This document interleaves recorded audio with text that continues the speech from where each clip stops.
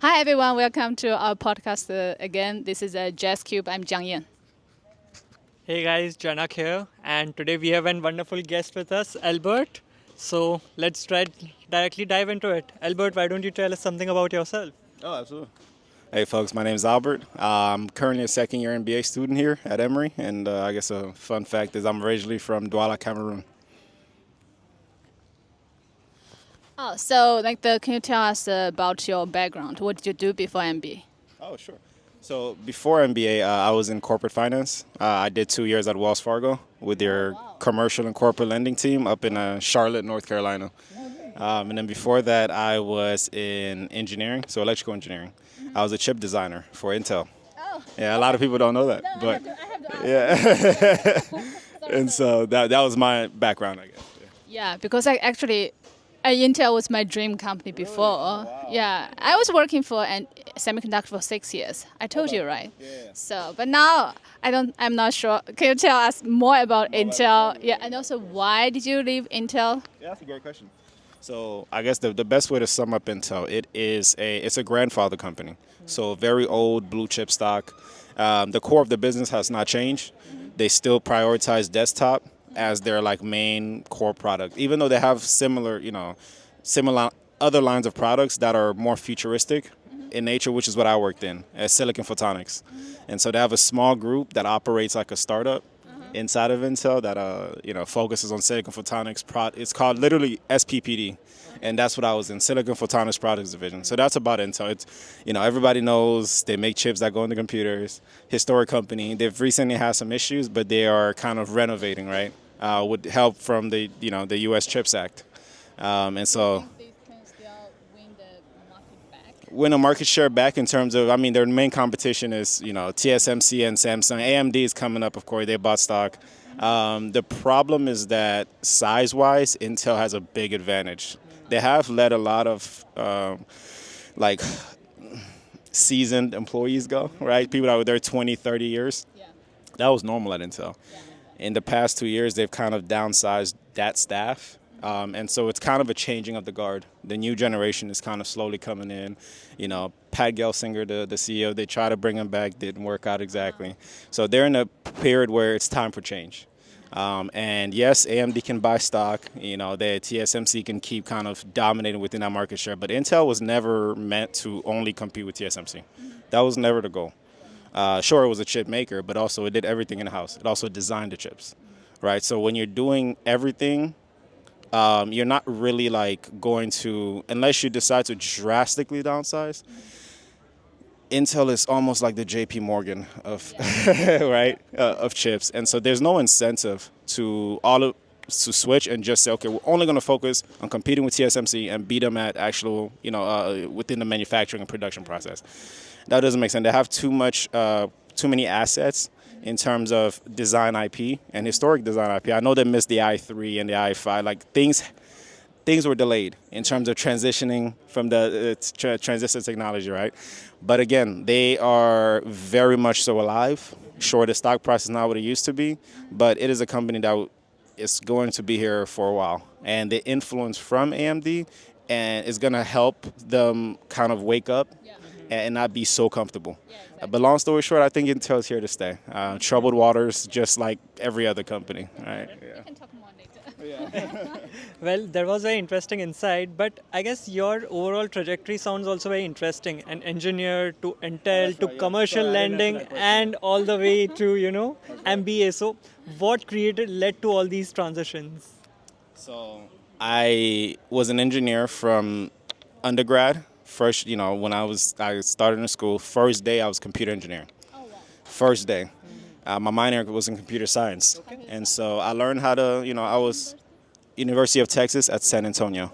Yeah. So UT Austin and then San Antonio is an hour away. And then I did heavy academic research. And so I published my undergrad thesis. It was still within Silicon Photonics. And then I went straight to grad school. I actually started off as a PhD student. Yeah. I Georgia Tech. Yeah, down the street. Yeah. Okay. Yeah. So I was Georgia Tech. And then I ended up, Intel came and gave me a job. That's why I left for my master's. Yeah. Yeah. So that's the, I guess that's a slight fun fact there. But the transition from engineering to corporate finance because I knew that I did not know what a balance sheet was. I didn't know what an income statement. I knew nothing about finance, and I wasn't okay with that.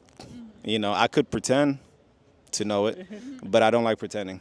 You know, I want to know my stuff. So I said, okay, I think that someone said fake it. fake it till you make it. That's right. That's right.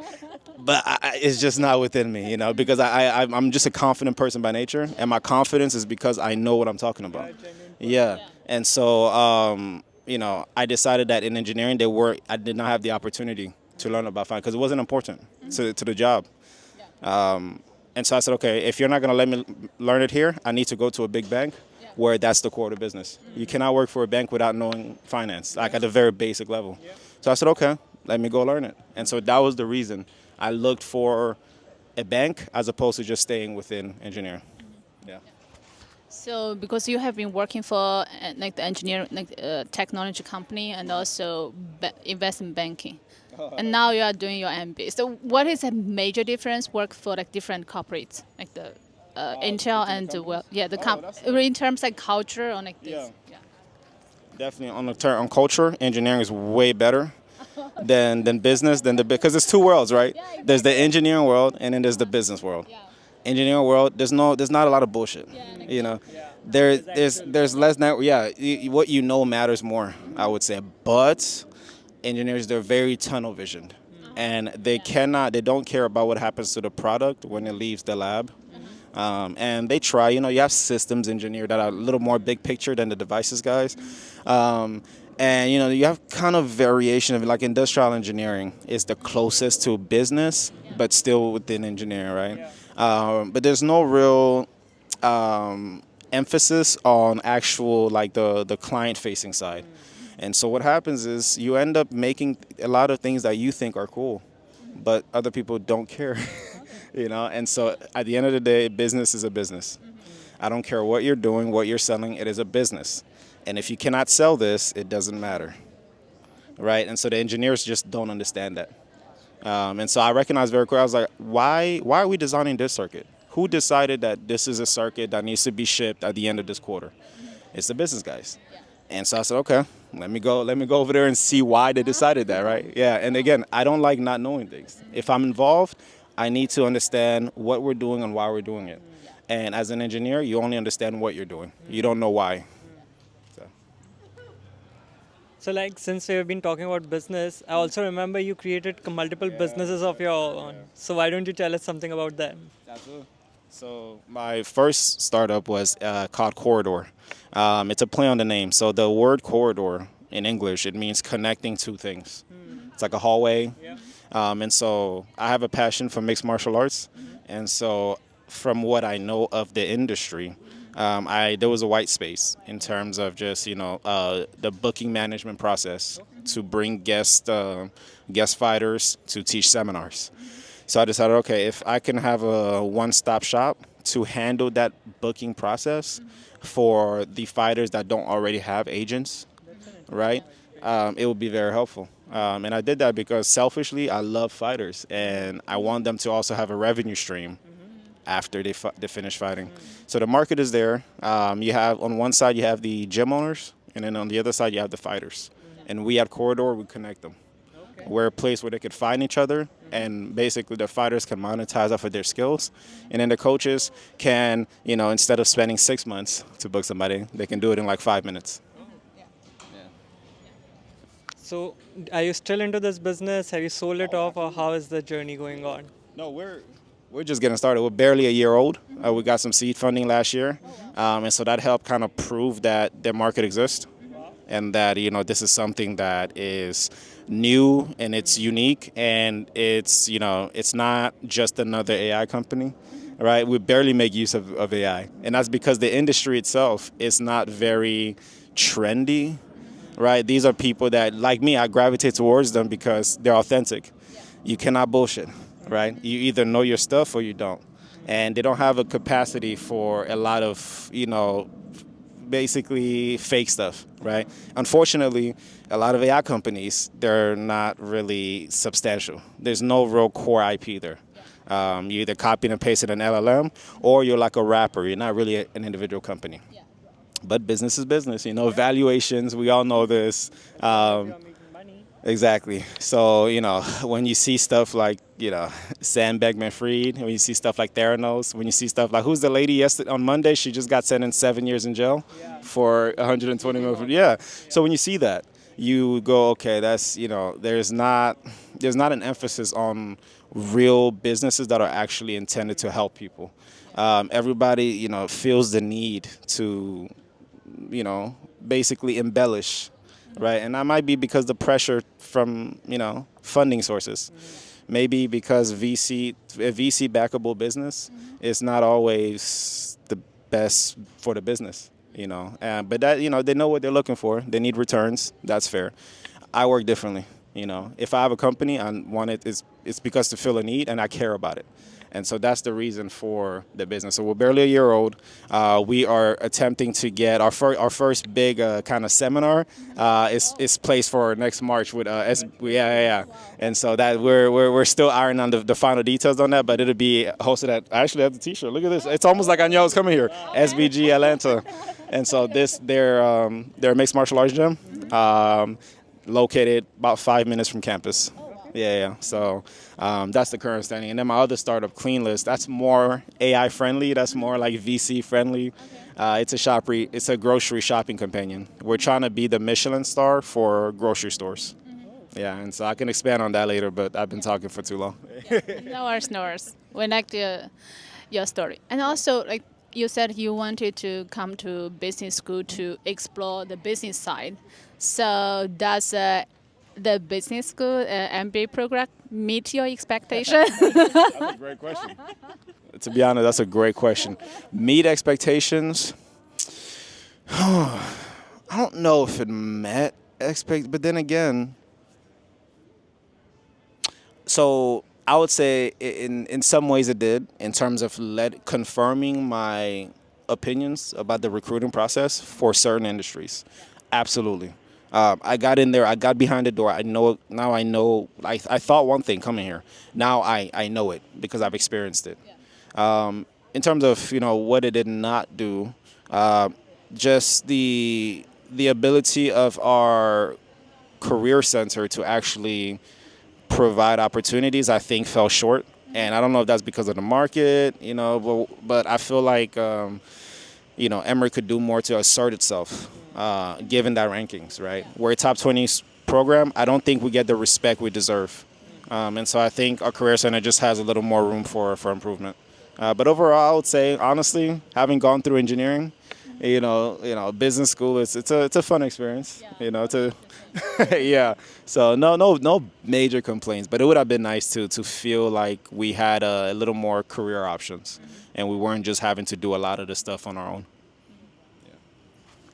So while I understand that, business experience in business school was somewhat of a fun experience, but apart from your time that you spend in business school, how do you typically do fun either on weekends or over your weekdays?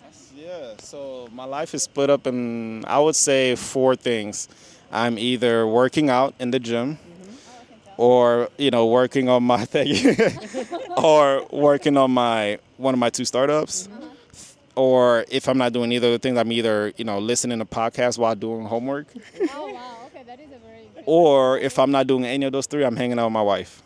Oh, okay. Yeah, so that's my world. And so if I'm not doing one of those, things, there's only so many hours in the day. So, yeah, I'm very much a family guy. Very much, yeah. Oh, also, tell me where you from. Tell me your hometown. If we go to your hometown, what do you recommend us to do? Oh, that's a good question. A couple of people already beat you to it. I won't say heavy, but it's like a moderate population of Asians actually in Cameroon. So I was born and raised in a city called Douala. Okay. It's a coastal city in Cameroon. Cameroon is located in Central Africa, right under Nigeria. And so very hot, very humid, yeah. And so if you find Nigeria, just go down, that's Cameroon. Yeah. So, as far as in my hometown, definitely water. It's funny because I can't swim, but I was born on a very, very coastal region. Yeah, very coastal, beautiful beach. Kribi, Kribi, is like our big famous beach in Cameroon. So if you go, you have to go to Kribi. I know. And then obviously, like you would with a lot of other foreign countries, you have like the street merchants, street markets. Very, very popular in Cameroon. The safari, so we have safari, but we're not known for safaris. Yeah. We have wildlife, but it's not as, like, I would say, it's not as core to like a tourism industry like something in Zimbabwe.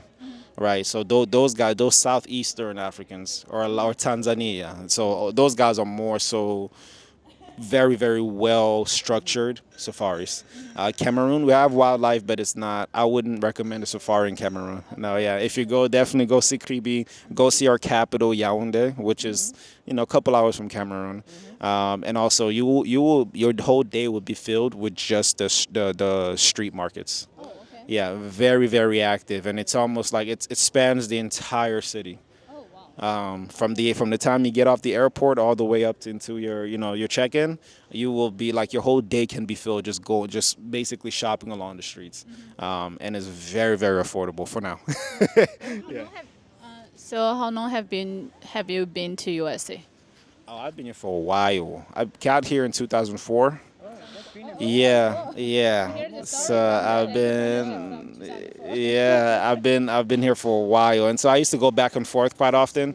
But then starting in, I want to say like fifth or sixth grade, I was fixed here. Yeah, so I wouldn't go back anymore. So my ex, I know. I said actually because I asked your hometown. Yep. I thought you were born. You're more, yeah, and nobody thinks I'm from Cameroon unless, yeah, I know, I wear the costume very well, so it's fine.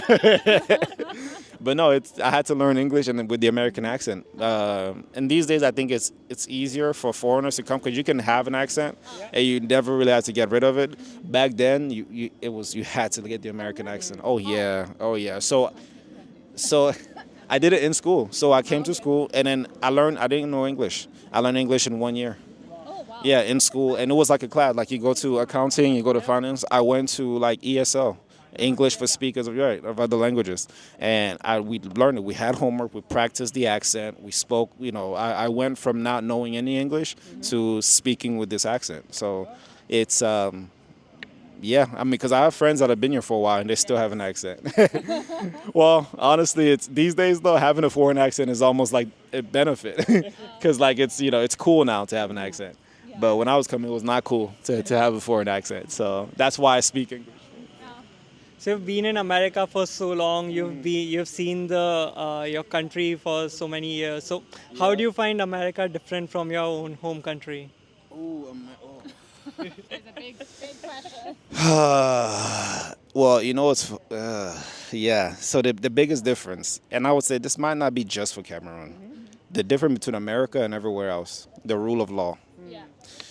The rule of law means that if something happens, you can be fairly comfortable that you can call 911, you can call whatever, and they will be, most oftentimes there to help. And there is so that the level of corruption that exists when it comes to actually like rule of law is far better here than it is overseas. And that's because of the style of government. Here, the word freedom means something. There's no such thing as freedom in Cameroon.